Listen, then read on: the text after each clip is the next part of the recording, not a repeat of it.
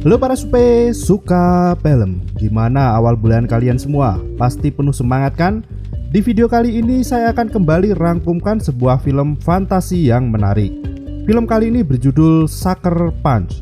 Dirilis tahun 2011, film ini menyuguhkan sebuah visual yang epic. Sebelum memulai, seperti biasa sinopsis rumiyin nggih. Monggo. Bercerita tentang gadis muda bernama Baby Doll. Dia dimasukkan ke rumah sakit jiwa oleh ayah tirinya.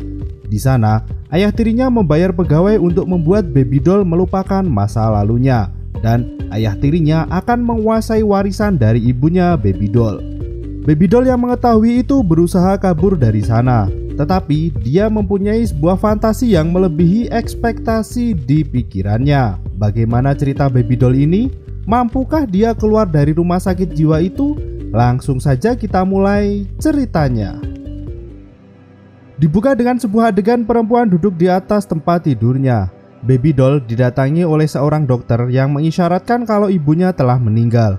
Dia berlari ke kamar ibunya dan menangis bersamaan dengan adiknya. Hari berikutnya pemakaman pun dilaksanakan. Setelah prosesi pemakaman, ayah tirinya membuka surat wasiat yang bertuliskan kalau semua warisan istrinya diberikan kepada kedua anak perempuannya. Dia frustasi dan pergi ke kamar Baby Doll dan hendak memperkosanya. Tapi dia tidak berhasil. Baby Doll melihat ayah tirinya menuju kamar adiknya. Dia keluar dari jendela karena kamarnya dikunci dari luar. Ketika sudah masuk, ia menodongkan pistol ke arah ayah tirinya dan menembak 2 kali. Salah satu tembakan terkena adiknya dan meninggal. Baby Doll lari dari rumah itu dan berada di depan makam ibunya ketika polisi mendatanginya. Ayah tirinya membawa Baby Doll masuk ke dalam sebuah rumah sakit jiwa. Film pun dimulai. Di dalam rumah itu terdapat banyak gadis yang seusia dengan Baby Doll. Terlihat sebuah panggung yang digunakan untuk terapi Dr. Gorski. Ayahnya membayar pengelola untuk membuat Baby Doll lupa dengan masa lalunya. Di panggung itu terlihat Dr. Gorski yang sedang melakukan terapi dengan musik dan mengatakan kata-kata yang menenangkan untuk pasiennya. Hari demi hari berlalu, Baby Doll menjalani kehidupannya di sana. Dia mengamati setiap orang yang bertugas. Dia juga menjalani terapi dengan Dr. Gorski. Suatu hari, seorang dokter hendak melakukan lobotomi kepada dirinya. Dan tiba-tiba scene berganti dengan sebuah pertunjukan. Sweet Pea yang menjadi aktor utama tersebut menolak untuk memerankan peran itu. Blue, salah satu pengurus, menyuruh untuk berkenalan dengan Baby Doll yang sedang dibawa oleh pendeta. Blue meminta Sweet Pea untuk mengajak Baby Doll berkeliling, tapi dia malah menyuruh Rocket, saudaranya. Rocket mulai mengajak Baby Doll berkeliling ruangan. Diawali dari ruangan untuk memuaskan klien. Rocket juga mengatakan kalau mereka harus membuat kliennya merasa terpuaskan. Ruangan selanjutnya adalah tempat latihan menari. Di sana, Rocket memperkenalkan Amber, Blondie, dan juga Sweet Pea. Mereka terus berlatih dansa untuk pertunjukan. Malam harinya, Baby Doll menangis di kamar mandi dan didatangi oleh Rocket. Di hari berikutnya, dia bertugas untuk membersihkan lantai. Rocket yang sedang berada di dapur, dia memasukkan stok makanan ke dalam gudang. Dia mencoba mencuri salah satu coklat yang ada di sana, tapi koki itu mengetahui tindakannya. Dia menghajar Rocket di gudang itu. Rocket pun berteriak meminta tolong. Baby Doll yang mendengar teriakan Rocket, dia masuk ke dalam gudang dan mengancam koki itu dengan pisau untuk membebaskan Rocket. Mereka berdua pergi dari sana dan menuju ruang latihan.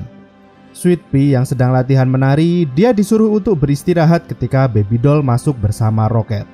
Gorski, sang pelatih, menyuruh Baby Doll untuk menunjukkan kemampuannya dalam berdansa atau menari. Blue masuk ke dalam ruang latihan.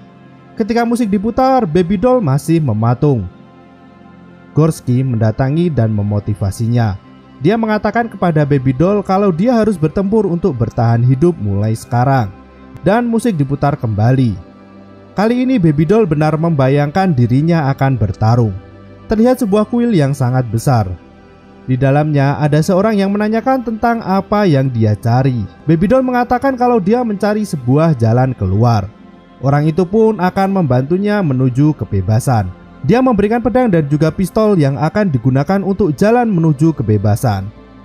Ada 5 benda yang harus didapatkan untuk perjalanannya menuju sebuah kebebasan: peta, api, pisau, dan juga sebuah kunci. Benda yang kelima masih menjadi misteri dan dia harus menemukan apa itu. Di luar kuil, Baby Doll harus bertarung dengan 3 samurai untuk bertahan hidup. Pertarungan pun dimulai. Baby Doll dihajar beberapa kali oleh samurai itu. Dia berhasil mengalahkan 1 samurai dan masih ada 2 lagi.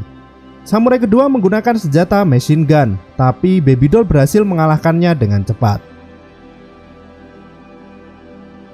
Dan samurai yang terakhir, dengan sekali tebas Baby Doll mengalahkannya. Dia tersadar kembali ke ruang latihan. Teman-temannya memberikan apresiasi terhadap gerakan dansanya.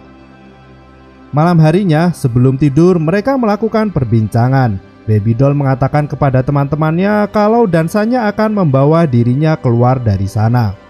Tapi Sweet Pea tidak mempercayainya. Dia mengatakan tidak pernah ada orang yang kabur dari sana, dan yang terakhir mencobanya, dia mati. Di hari berikutnya di ruang make up, Rocket menceritakan kejadian waktu dia diselamatkan oleh Baby Doll kepada Sweet Pea. Baby Doll masuk ke dalam ruangan dan menuliskan rencananya untuk keluar dari sana. Dia menawarkan kepada teman-temannya siapa yang mau ikut untuk kabur. Mereka semua pun tertarik. Sweet Pea menanyakan bagaimana dia mendapatkan semua benda itu. Baby Doll menjelaskan siapa saja yang mempunyai benda itu dan dia harus melihat dirinya berdansa, dan teman yang lain akan berusaha mengambil benda itu. Baby Doll menjelaskan satu persatu di mana letak semua benda yang ia perlukan untuk kabur. Sweet Pea yang awalnya ragu, akhirnya dia masuk ke dalam tim. Dengan syarat kalau sudah ketahuan maka dia akan berhenti. Dia juga menyanggupi akan mengambil peta yang berada di balik meja Blue. Dia pun memulai aksinya dengan mendatangi Blue di kantornya dan mengatakan kalau Baby Doll akan berdansa. Sweet Pea masuk ke dalam kantor Blue. Sementara itu Baby Doll mulai menari di tempat latihan dengan disaksikan oleh Blue. Ketika musik diputar, dia kembali masuk ke dalam bayangannya. Tapi kali ini dia bersama dengan keempat temannya. Terlihat sebuah medan peperangan. Seorang kembali datang dan memberikan petunjuk. Mereka bersiap mengambil peta itu. Amber masuk ke dalam sebuah robot. Orang itu memperingatkan kepada mereka untuk mencoba bekerja sama. Pertempuran pun dimulai. Para gadis maju ke garis depan. Mereka mulai masuk ke bunker Nazi dan menghajar semua orang yang ada di sana. Pertarungan pun semakin memanas. Rocket dan Sweet Pea, mereka berdua dikeroyok oleh pasukan Nazi. Mereka semua berhasil selamat dan masuk ke dalam bunker itu. Baby Doll yang masuk pertama, dia terjebak di dalam bunker sementara teman-temannya bertarung dengan Nazi di depan pintu. Dia bertarung dengan pentolan Nazi yang ada di sana. Seseorang yang membawa peta itu berhasil lolos. Baby Doll berusaha mengejarnya sebelum masuk ke Zeppelin, tapi orang itu berhasil naik tangga masuk pesawat. Baby Doll menembaki pesawat itu dengan senjata yang besar hingga terjatuh. Dia berhasil mengambil peta itu dan di belakangnya sudah banyak pasukan Nazi. Amber dan yang lainnya datang menembaki pasukan itu. Mereka semua berhasil kabur dan mendapatkan peta tersebut. Baby Doll kembali tersadar. Blue mengatakan pada Gorski kalau dia ingin melakukan pertunjukan dansa pribadi untuk wali kota. Gorski tidak menyetujuinya, tapi Blue memaksa dan mengatakan kalau semua gadis yang ada di sana adalah miliknya dan Gorski harus mematuhinya. Blue yang kembali ke kantor, dia menyadari kalau peta yang di sana sudah difotokopi. Dan selanjutnya adalah giliran Amber untuk mengambil korek api. Hari berikutnya Amber menemani pria yang membawa korek api itu untuk melihat pertunjukan dansa Baby Doll. Ketika musik dimulai, kembali dia pergi ke bayangannya. Sebuah medan pertempuran. Mereka harus mengambil kristal untuk membuat api yang besar. Sebuah peringatan dari pemandunya untuk tidak membangunkan induk yang ada di sana. 3 orang turun dan yang lainnya membantu support udara. Baby Doll masuk ke dalam kastil dengan Sweet Pea dan juga Rocket. Di dalam kastil mereka bertemu dengan anak naga yang sedang tidur. Baby Doll naik ke atas punggung naga itu dan menggorok lehernya. Dia mengambil 2 buah kristal dari dalam naga itu dan mengadunya. Terlihat api yang besar muncul. Induknya bangun dari bawah dan menyerang mereka bertiga dengan semburan api. Baby Doll dan yang lainnya berhasil keluar dari kastil. Naga itu mengincar Amber dan juga Blondie yang ada di dalam pesawat. Naga itu berhasil memakan sayap belakang pesawat dan jatuh. Baby doll bersiap untuk membunuh itu dan dia berhasil menancapkan pedangnya di atas kepala naga tersebut. Pertunjukannya pun selesai. Para penonton terlihat terpesona.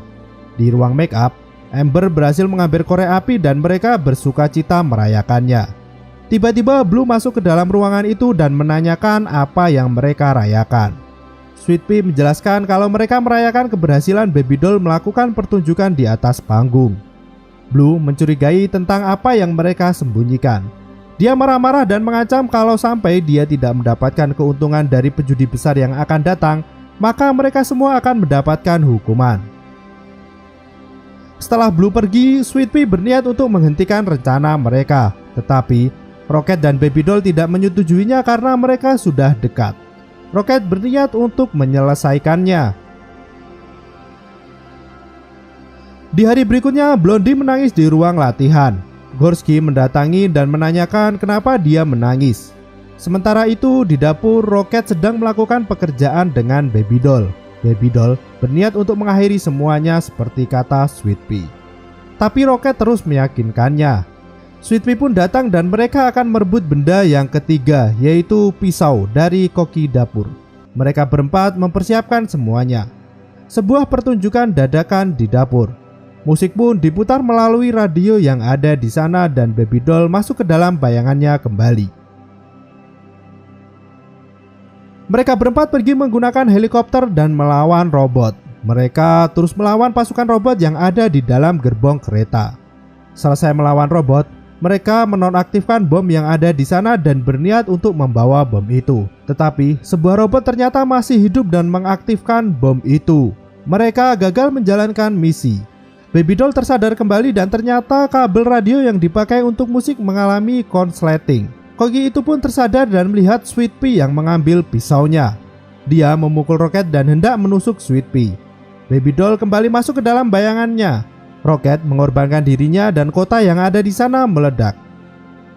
Ketika sadar, Rocket sudah ditusuk oleh Koki itu. Blue masuk ke dalam dapur dan Sweet Pea mendapatkan hukuman. Blue menyuruh mereka bersiap untuk pertunjukan. Di ruang ganti, Blue memberikan motivasi serta mengancam semua yang ada di sana. Yang ternyata Blondie mengatakan kepada Blue tentang semua rencana melarikan diri. Blue pun menembak Amber karena dia tidak mau berbicara. Blue menyuruh anak buahnya untuk membereskan Amber dan juga mengeluarkan Gorski. Dia mendatangi Baby doll dan mengancamnya. Baby doll mengambil pisau dan menusuk leher Blue. Dia juga mengambil kunci yang ada di kalungnya dan mengeluarkan Sweet Pea dari kurungan. Baby doll membakar gudang itu. Mereka berdua berusaha kabur dengan melihat peta. Mereka berhasil lolos dari penjagaan dan sampai di parkiran. Di sana sudah banyak penjaga. Baby doll mengingat lagi petunjuknya dan ternyata petunjuk terakhir adalah dirinya. Dia menyuruh Sweet Pea untuk kabur sendiri dan kembali ke keluarganya. Dia akan mengalihkan perhatian orang-orang yang ada di sana. Baby doll pun menyerang biji seseorang dan dia dipukul. Scene berganti ketika Baby doll hendak dilakukan lobotomi. Dokter itu memanggil Gorski dan dia merasakan sesuatu yang aneh dari Baby doll. Dokter Gorski menjelaskan kalau dalam seminggu ini dia sudah menikam pegawai, membuat kebakaran, dan membantu pasien kabur. Ternyata Dr. Gorski tidak menyetujui prosedur lobotomi itu. Baby doll dibawa kembali ke dalam kamarnya.